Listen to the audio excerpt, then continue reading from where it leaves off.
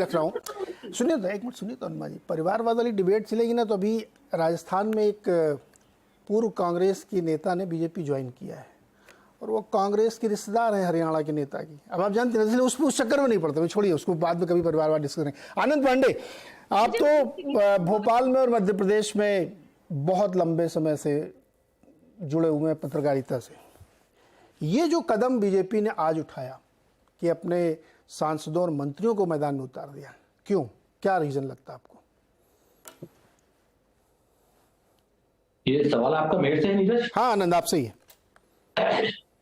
देखिए, मैं आपको बताऊं, यहाँ की ग्राउंड रियलिटी ये है, जमीनी हकीकत में आपको बताता हूँ नीरज। आज से 2 महीने पहले अगर हम बात करें तो वाकई कांग्रेस बहुत आगे चल रही थी। अगर हम तब बात करते तो शायद मैं आपसे बोलता कि ठीक ठाक बहुमत के साथ, ठीक ठाक का मतलब नंबर पे मैं डिबेट नहीं करना चाहता हूं, मैं ग्रामर पे बात करना चाहता हूं, क्योंकि अभी जब तक सीट पे हम तब तक बात नहीं कर सकते, नंबर पे तब तक बात नहीं कर सकते जब तक दोनों पार्टियों की पूरी टिकट नहीं हो जाती है। तो अभी मैं सिर्फ ग्रामर से बात करूंगा। तो ग्रामर के हिसाब से अगर हम देखें तो नो डाउट जो जन भावनाएं थी, जो माहौल था, वो निश्चित तौर से कांग्रेस के पक्ष में था, इसमें कोई दोहराया नहीं है। लेकिन अगर हम आज की हालत की बात करें तो मुझे लगता है कि शायद दोनों पार्टियां बिल्कुल बराबरी पे खड़ी हैं और इस बार के जो मध्य प्रदेश के इलेक्शन होना है वो बेहद रोचक होना है। और आपने जो ये सवाल किया कि इनको क्यों उतारा गया है, निश्चित तौर से बीजेपी के लिए इस दफा 24 के पहले मध्य प्रदेश बहुत क्रूशियल हो गया। वो क्रूशियल इसलिए हो गया है कि जो अभी हम लोग के पास इनपुट आ रहा है, छत्तीसगढ़ में बहुत संभावना है, प्रबल संभावना है कि भूपेश बघेल वापस अपनी सरकार बना लेंगे। राजस्थान में क्या होगा फिलहाल कहना मुश्किल है। शायद वहां पे भी खबरें आ रही हैं कि शायद अशोक गहलोत रिटेन कर जाएं और जो एक परंपरा चली आती है वहां 5-5 साल वाली, शायद वो टूट जाए अगर वसुंधरा खुल के सामने नहीं आती है और बीजेपी कोई बहुत अच्छा काम नहीं करती है। तो मध्य प्रदेश एकमात्र ऐसा राज्य बसता है जहां पे यानी आज की तारीख में चाहे बीजेपी अपनी किडनी बेच दे, अपना लीवर बेच दे, अपना खून निकाल के रख दे, लेकिन वो जीतने की कोशिश करेगी, हर हाल में जीतने की कोशिश करेगी और यही वो कर रही है। उसने जो अपने दिग्गज नेताओं को उतारा है वो सिर्फ यही है कि उसको किसी भी सूरत में ये इलेक्शन जीतना है मध्य प्रदेश का। आप सोचिए, मध्य प्रदेश, छत्तीसगढ़, राजस्थान 3 हिंदी स्टेट है और तीनों जो स्टेट है वो बाइपोलर है, यहाँ पे कांग्रेस और बीजेपी है। तीसरी कोई कर्नाटक जैसी जेडीएस नहीं है, दिल्ली जैसी आम आदमी पार्टी नहीं है, कोई दूसरी पार्टियां नहीं है, बाइपोलर है। यहाँ पे अगर ये तीनों ही स्टेट उसके पास नहीं बसते हैं, 2 रिटेन कर जाते हैं और एक से वो सत्ता खो देती है, तो उसका 2024 में बहुत खराब असर जाने वाला है और एक नैरेटिव बिल्ड हो जाएगा और ये किसी भी सूरत में नरेंद्र मोदी या अमित भाई को उसको सहन नहीं कर पाएंगे। तो ये जो कवायद है, ये सारी कवायद सिर्फ इसके लिए है कि बड़े लोगों को उतारा जाए। एक बात, आप थोड़ा समय देंगे मेरे को, एक बार मैं अपनी बात रख दूं? हाँ रखिए, बोलिए।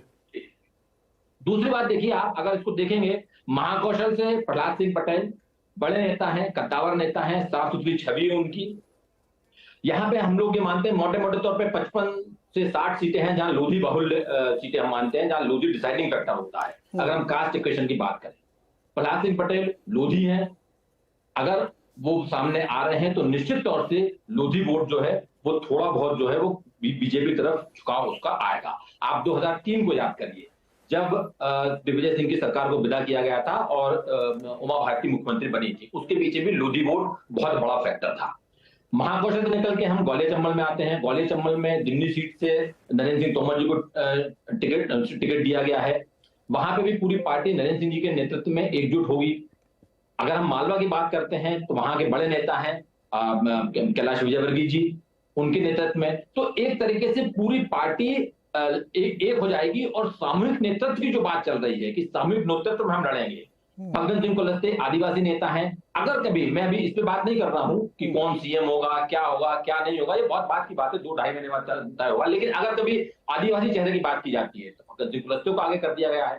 तो ये सारी वो कवायद है जो पार्टी को बहुत तेजी से आगे ले जाने की कोशिश कर रही है और मुझे ऐसा लगता है, 2 बातें और रखूंगा मैं आपके सामने। आनंद, इसमें मैं क्वेश्चन जोड़ दूं उसके बाद, आनंद क्वेश्चन जोड़ दूं उसके बाद, ये जो जहां से तीनों आपने बताया, महाकौशल से, मालवा से और दूसरे चेहरे उतारे, इसमें एक सवाल ये उठता है कि एक तो जिन जिन सीटों पे इनको रखा गया वो बहुत टफ सीटें हैं।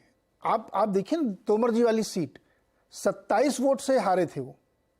उसके बाद जो बंदा उनके साथ आया महाराज जी के साथ, वो 27,000 वोटों से हारा। अब उस सीट से वो ट्राई कर रहे हैं। ऐसा ही आप इंदौर वाली सीट देखिए, इंदौर 1 जहां से कैलाश जी लड़ेंगे। ये सारी टफ सीटें दी गई। तो क्या इसके पीछे ये स्ट्रेटजी है कि जो लगता था कि बीजेपी हार ही सकती, उनको रिटेन करे, साथ में आसपास प्रभाव डाले?